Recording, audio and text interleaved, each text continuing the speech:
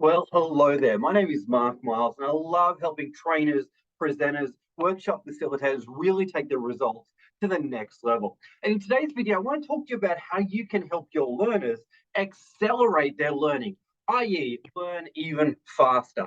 Now, I've been around the training industry for the last 10 plus years, and I would have to say that the video content that I'm about to go through is probably one of the most important things that you are ever going to hear as a trainer and presenter.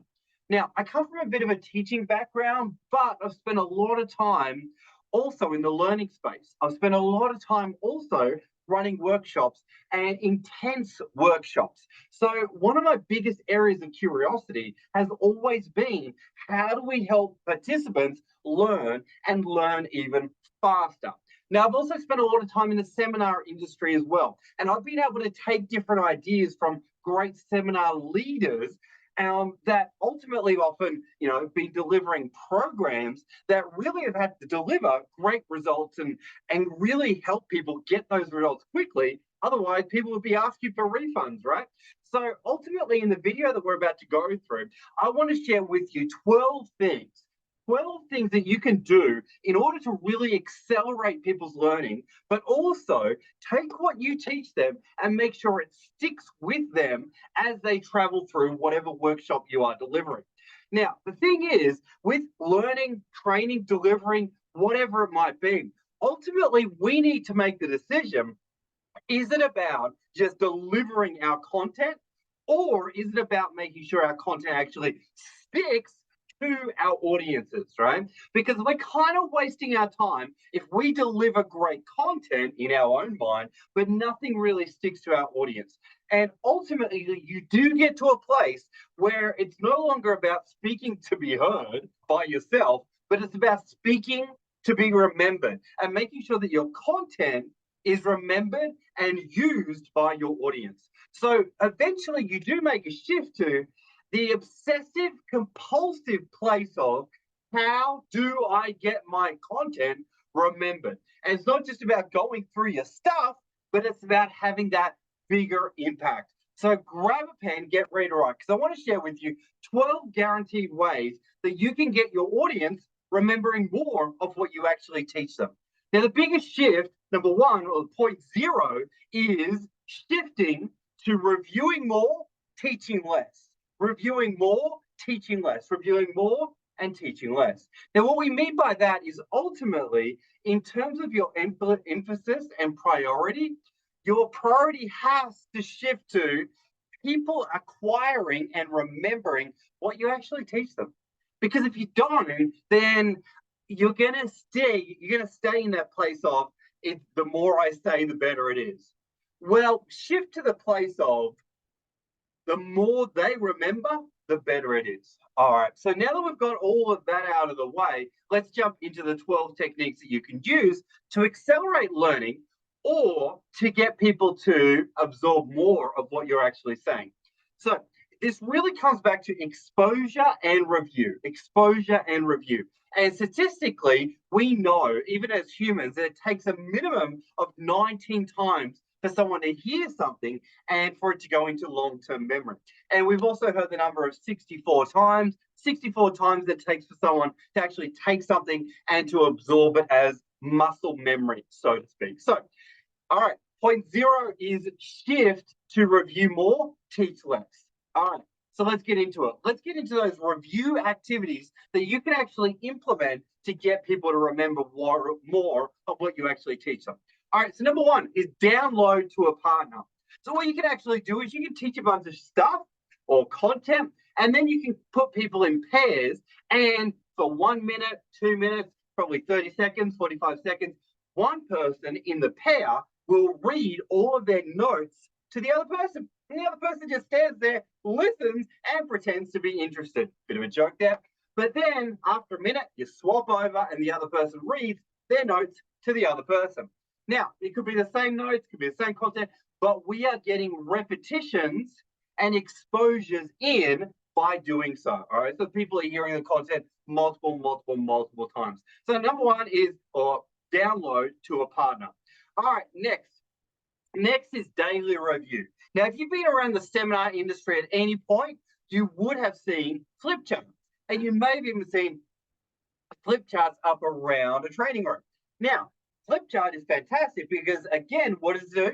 Increases exposure. So whenever a student or participant comes into a workshop, they are seeing the flip charts after breaks or whatever it may be, and the messages are being reinforced.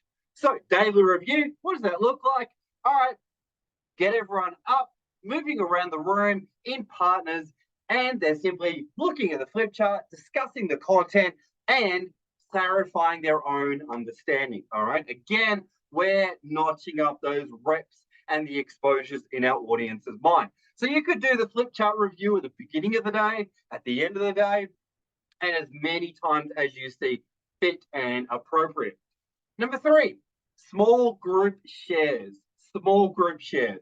All that means is you cover a bunch of content and then you get people in small groups, maybe of 3, and you simply tell them, go around your group, one person shares what are their top 2 learnings that they've got so far in the content, and you go through a couple of rounds or even one round, and potentially from there you go and mix up the groups again and people share with different people. All right, so you've got a small group share. Great, simple activity. All right, next one. We've got go around the entire group and every single member of your workshop participants share for them what's been the most profound thing that they've heard so far. Now, another way I like to phrase it is go ahead, share with the group what has been the biggest aha, insight, learning, or great reminder for you. All right. Now, I love including the reminder because some people often say, oh, yeah, I know everything.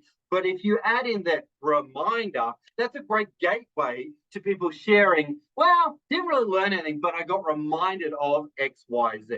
All right. So just to recap, so far, we've got point 0, focus more on review, and review more, teach less. Next, download to a partner. Next, daily review with those flip charts. Next, small group share your insights. Next, entire group, share with the entire group. Okay, next one. All right. Students make questions about the content. Students make questions about the content, or participants make questions about the content. Now, this is a really, really powerful one because what it actually forces a participant to do is to look at their notes again and actually create a question. You see, the thing is, in order to actually create the question, a couple of things are in play. Number 1, they need to know the answer, but also 2, when they make the question has to be on point. So they make a question, but the actual details of the question are unclear, funky, and maybe are inaccurate. So getting your learners to actually write a question and then go and ask that question to other people around the group is a great strategy to use to increase those reps again and the exposure, but also clarify information in the participant's mind. Next, let's take a look at those flip charts again. We can do some end of day review. End of day review, walk around those flip charts one more time. We can do after break review. All right. Now, next one, we can get our participants to, guess what? Walk up to one of those flip charts or even a note that they've taken down, and they can actually, guess what? Teach it to another participant. One of the most powerful things that you will ever do as a trainer, facilitator, coach, mentor, whatever you want to call it yourself, is to get your participants teaching each other. Because as soon as a human is put in a place of having to teach something to someone else, statistics actually show us that people own the information and they retain the information up to 90%. And when you actually get your participants to be in that place of trying to explain something, again, forces them to have it clear in their own minds, but it forces them to personalize it. And that simple art of getting people to teach each other is so powerful. Next one, creating action plans. action plans. Now, whether they execute the plans or not doesn't really worry me, doesn't really be something that you should be concerned about. But the action plan generates what's called slow thinking or consideration, so to speak. And so, anytime that you get your learners in small groups by themselves, or whatever it may be, whatever format structure you want to use, you simply ask the question, all right, that content that we've just covered, go ahead in your notepad or with your small group, share with them what are 3 ways that you're going to use what we just covered. Okay, now that generates a slow thinking, and that allows you then to maybe a couple of days later in the course review those action plans. And again, you could create accountability buddies, right? You could check in with them 1 week later.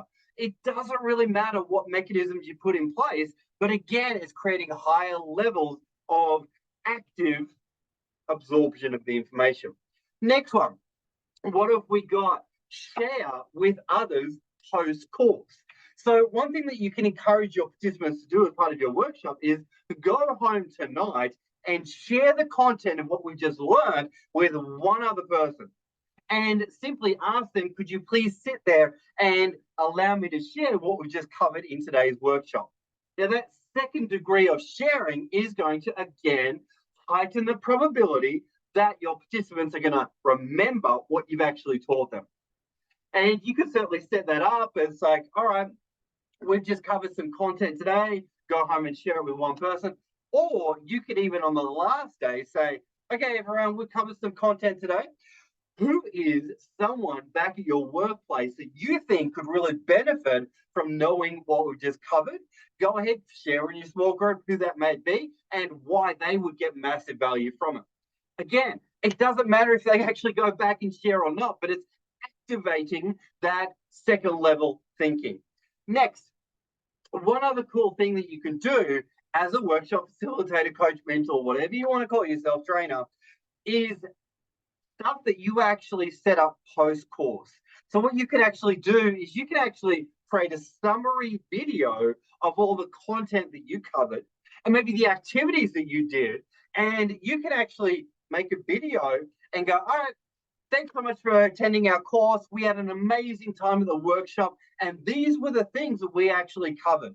And these were the key insights, aha moments that you guys shared with me. And I'm so proud of all the discoveries and all the things that we learned in the workshop experience that we had.